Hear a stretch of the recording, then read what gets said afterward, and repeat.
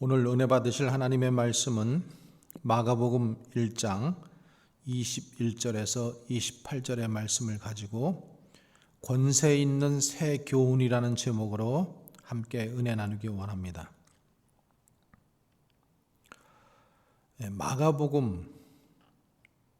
마가는 마가복음 1장 1절에서 하나님의 아들 예수 그리스도의 복음의 시작이다. 이렇게 마가복음 1장 1절을 시작합니다. 하나님의 아들 예수 그리스도, 그분이 복음의 시작이다라는 것을 강조하는 것이죠. 그리고 그분을 믿는 것, 그것이 구원이고 그것이 복음이다라는 겁니다. 그리고 예수님께서 이 땅에 오셔서 세례 요한에게 세례를 받으시고 세례를 받으실 때에 하늘이 갈라지고 성령이 비둘기같이 임하고, 그리고 하늘에서 너는 내 사랑하는 아들이다, 내가 너를 기뻐한다라는 음성을 듣습니다. 그리고 예수님은 광야에서 40일 시험을 모두 이기시고 갈릴리에 오셔서 때가 찼고 하나님의 나라가 가까웠다. 그래서 회개하고 구원을 얻으라고 복음을 전파하기 시작하십니다. 그리고 지난 주일에는 이제 제자들을 부르시는 장면을 우리가 보았습니다. 안드레와 시몬 베드로를 부르시고 또 세베대의 아들 야고보와 요한을 부르십니다. 그리고 부르실 때에 그들이 그물을 버려두고 품꾼과 아버지를 버려두고 예수를 따랐다라고 이렇게 말씀을 우리가 전했습니다. 그리고 오늘 봉독한 말씀은 예수님께서 안식일 날 가버나움 회당에서 강론하시는 말씀을 듣고 많은 유대인들이 놀라며 여러 가지 반응을 보이는 모습입니다. 그리고 그 말씀을 듣고 그들이 반응하는 첫 번째는 그의 교훈이 권세 있는 자의 교훈과 같다라는 것이고, 둘째는 권세 있는 새 교훈이라고 말합니다. 마가복음 1장 22절에 뭇사람이 그의 교훈에 놀라니 이는 그의 가르치시는 것이 권세 있는 자와 같고 서기관들과 같지 아니함일러라. 그리고 27절에는 다 놀라 서로 물어 가로되 이는 어찌미뇨 권세 있는 새 교훈이로다. 더러운 귀신들은 명한즉 순종하는도다 하더라. 예수님은 말씀을 권세 있는 자같이 가르치셨다고 했습니다. 그래서 그 가르치시는 것이 권세 있는 자와 같고 서기관들과 같지 않았다고 했습니다. 이 말씀은 말씀을 가르치는 예수님의 권세에 대해서 강조하는 것입니다. 이 광경을 누가복음에도 기록하고 있는데, 누가복음에는 그 말씀이 권세가 있었다라고 이렇게 말씀하면서 말씀 자체에 능력이 있었음을 말하고 있습니다. 주님은 주님으로서 권세가 있을 뿐 아니라 주님의 말씀도 말씀으로서 권세가 있었다라고 하는 것이죠. 그리고 예수님을 서기관들과 비교하면서 서기관들과 같지 않았다라고 했습니다. 이 부분에 대해서 존 칼빈은 말하기를 똑같이 살아계신 하나님의 능력의 말씀을 전하고 가르치지만 서기관들에게는 생명력이 없고 감동이 없어서 듣는 사람들에게 신앙과 생명 그리고 하나님을 경외함과 그 도에 복종케 하는 권세가 없었다라고 했습니다. 자, 그러면 서기관들은 어떻게 가르쳤기에 능력이 없었고 예수님은 말씀을 어떻게 가르쳤기에 능력이 있는 것일까요? 서기관들은 자기 주장은 있었지만 진실한 복음이 없었습니다. 서기관들에게는 조상의 유전은 있었지만 순수한 하나님의 말씀이 없었습니다. 서기관들에게는 박하와 희양과 근처의 11조를 강조하면서 의식과 형식을 강조하지만 그리고 물질에 대한 요구는 있었지만 하나님의 심판과 하나님에 대한 믿음은 강조하지 못했던 것입니다. 더욱이 저들은 입으로 가르치는 교훈은 있었지만 실천이 없었습니다. 그에 반해 예수님의 가르침에는 영적인 능력으로 충만하였을 뿐만 아니라 입으로 가르치시고 몸으로 실천하는 행동이 있었습니다. 예수님의 권세는 주장하는 권세가 아니라 사랑과 희생과 진리와 의로서 이룩한 행동하는 권세였습니다. 뿐만 아니라 예수님에게는 하나님의 권세가 있었고 성경 저자로서의 권세가 있었습니다. 요한복음 1장 1절에 태초에 말씀이 계시니라. 이 말씀이 하나님과 함께 계셨으니 이 말씀은 곧 하나님이시다라고 했습니다. 예수님은 말씀이십니다. 예수님은 말씀 그 자체이십니다. 리얼이십니다. 실제입니다. 그 말씀이 각 사람 안에서 이루어지는 것입니다. 그래서 예수님이 말씀하시면 그대로 됩니다. 말씀이신 분이 말씀을 가르치시니까 그 말씀이 각 사람에게 엄청난 말씀으로, 대단한 말씀으로 나타나게 되어 있다라는 거죠. 여러분은 예수님의 말씀이 엄청난 권세를 지니고 있음을 알고 있습니까? 이 말씀이 얼마나 대단한지 알고 있습니까? 오늘날 그리스도인들이 하나님의 영으로 기록된 예수님의 말씀이 대단한 것을 알면서도 그 말씀에 압도되지 못합니다. 우리가 그 말씀에 압도되지 못할지라도 성경에 기록된 말씀은 하나님의 말씀입니다.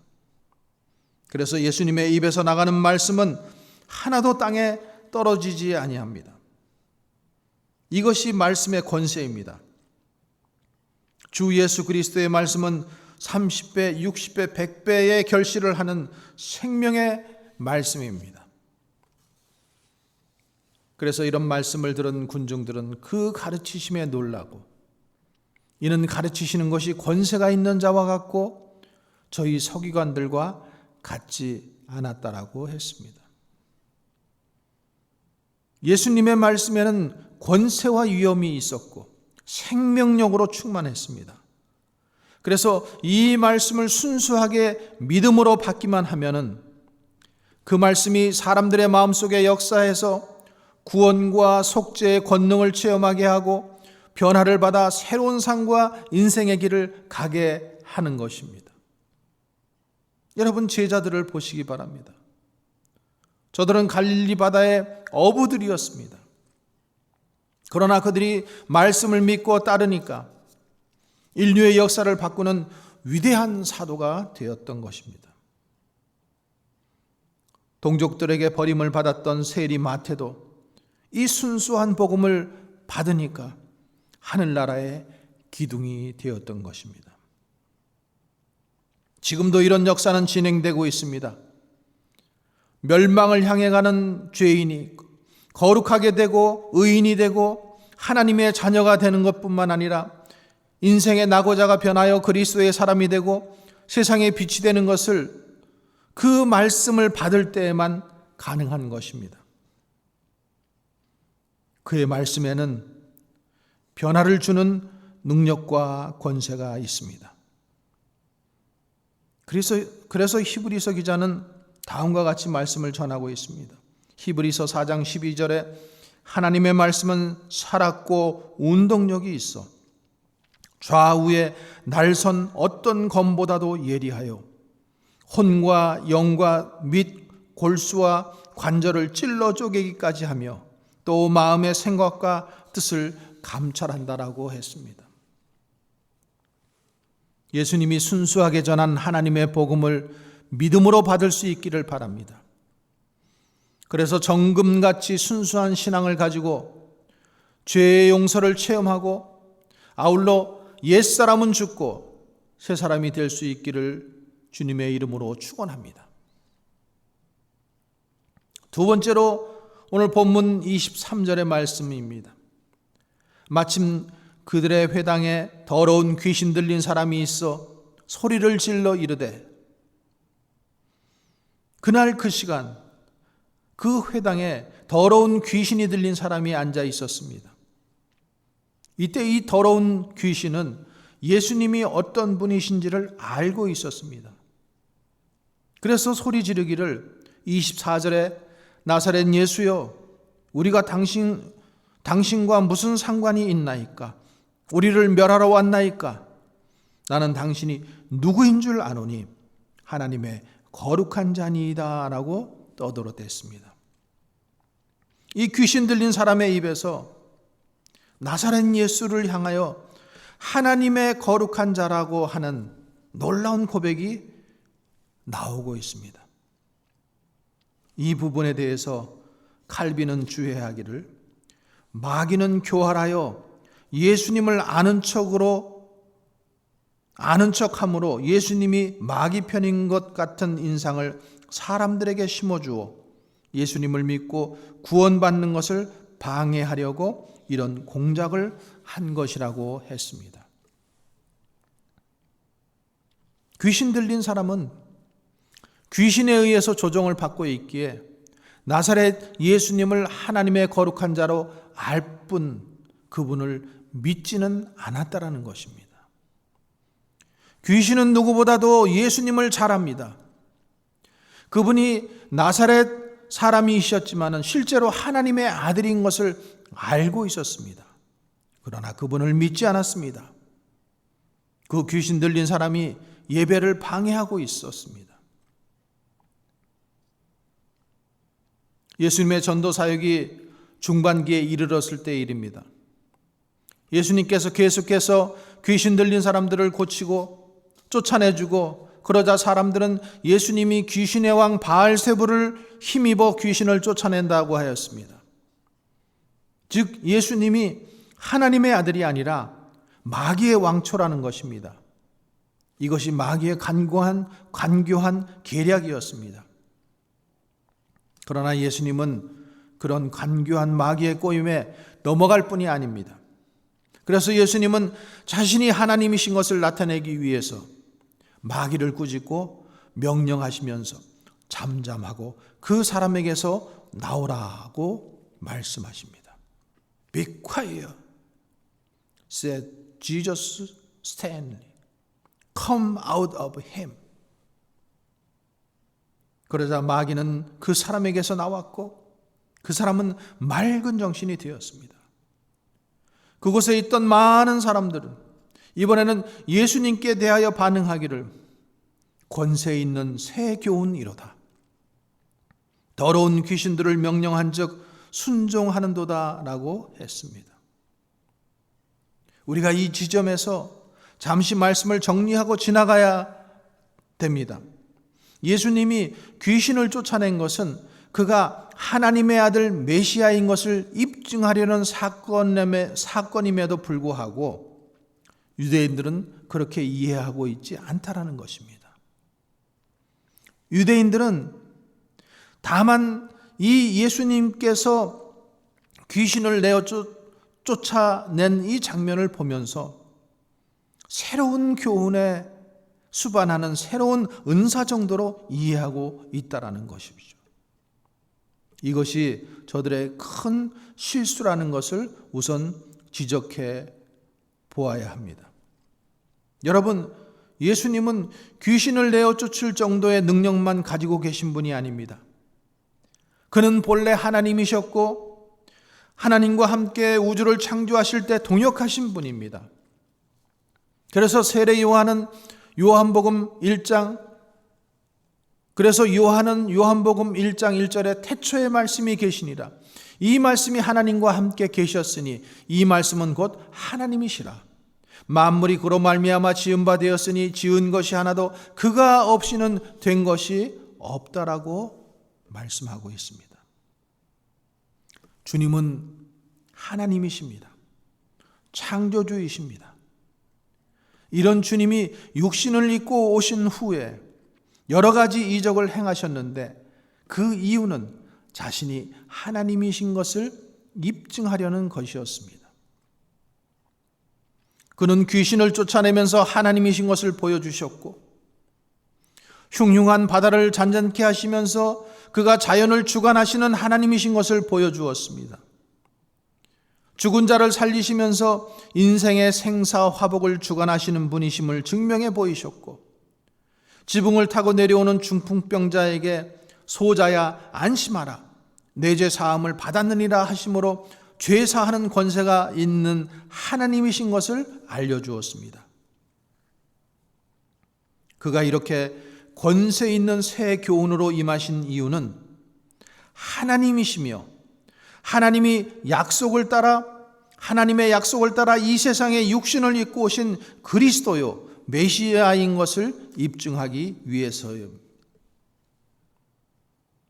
여러분, 예수님이 창조주이신 것을 믿으십니까? 믿으시기 바랍니다.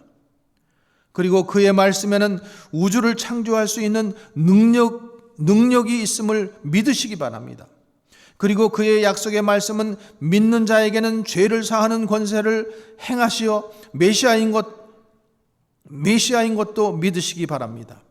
그리고 여러분 모두 그의 말씀에 아멘으로 받고 믿어서 그가 이룩한 구원의 은총을 힘입어 죄와 사망의 멍에를 벗고 구원함을 얻기를 주의 이름으로 간절히 축원합니다.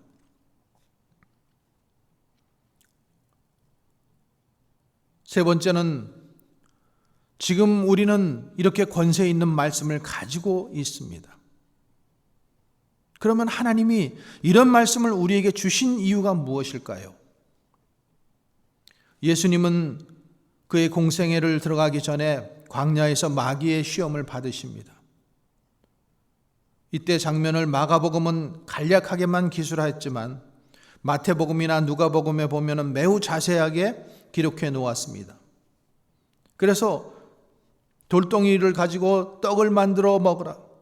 성전 꼭대기에서 뛰어내리라. 나에게 절을 하라. 그러면 온 천하 만국을 주겠다라는 말을 하면서 마귀가 유혹을 합니다. 시험을 합니다. 이때 예수님은 마귀의 시험을 기록된 말씀으로 이깁니다.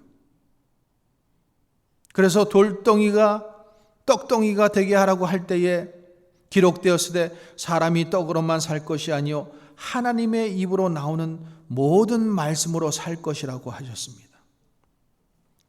예수님은 권세 있는 말씀의 소유자이기 때문에 자신의 능력으로 마귀를 굴복시킬 수 있지만 마귀의 시험을 받을 때에 그런 능력과 권세를 사용하지 않고 기록된 말씀을 사용하셨습니다. 그 이유는 예수님 자신을 위해서가 아니라 오늘 우리들이 마귀의 시험과 유혹에 맥없이 힘없이 굴복하고 넘어지는 우리를 위해서 그렇게 하신 것입니다. 믿는 성도들이 이 세상을 살아가는 동안 마귀의 시험과 유혹 그리고 악한 세력의 꼬임과 함정에 수없이 직면하게 될 때에 우리 입에는 예수님과 같은 능력이 있는 말씀도 권세 있는 말씀도 없지만 그러나 기록된 말씀이 있다라는 사실. 그래서 예수님께서 기록된 말씀으로 마귀를 이기셨기 때문에 우리도 기록된 말씀으로 마귀를 이기고 세상을 이길 수 있다는 것을 믿으시기 바랍니다. 그래서 하나님은 우리의 손에 이 기록된 말씀을 주셨고 기록된 말씀을 우리 입에 넣어 주셨고 우리의 마음과 생각 속에 기록된 말씀을 심어 주셨고 그리고 이 기록된 말씀은 영원한 능력의 말씀이고 권능 있는 말씀이기에 너희는 이 말씀으로 세상의 모든 유혹과 시험을 이기라고 주신 것입니다. 이 세상에는 많은 유혹의 요소들이 있습니다. 성경은 이런 것들을 육신의 정욕과 안목의 정욕과 이생의 자랑이라고 말했습니다. 그리고 시편에서는 이런 것들은 모두 바람에 나는 겨와 같다라고 했습니다. 이런 것들이 인생의 덫이 되어서 자신을 망치는 사람들이 얼마나 많습니까? 또 그런 일에 빠지는 그리스도인들은 또한 얼마나 많습니까? 사랑하는 성도 여러분, 여러분은 이런 유혹과 시험을 당할 때 어떻게 처신을 하셨습니까? 참으로 하나님의 능력 있는 말씀으로 이기셨습니까? 아니면 그런 시험 속에 빠져 허우적거리셨습니까? 아니면 그런 것이 시험거리인 줄도 모르고 그 속에 앉아서 허송세월만 보내고 있었습니까? 성경은 이렇게 가르치고 있습니다. 청년이 무엇으로 그 행실을 깨끗하게 하리요? 주의 말씀을 따라 삼가할 것이니이다. 내가 주께 범죄치 아니하려 주의 말씀을 내 마음에 두었다라고 했습니다. 사랑하는 성도 여러분, 우리 모두 시험을 이기고 승리하는 능력 있는 삶을 원하십니까? 그러면 능력 있는 말씀을 붙잡을 수 있기를 바랍니다. 그래서 마귀의 시험을 이기고 죄를 이기고 나의 모든 정욕을 이기어 승리하는 삶을 살 수 있기를 주님의 이름으로 간절히 축원합니다.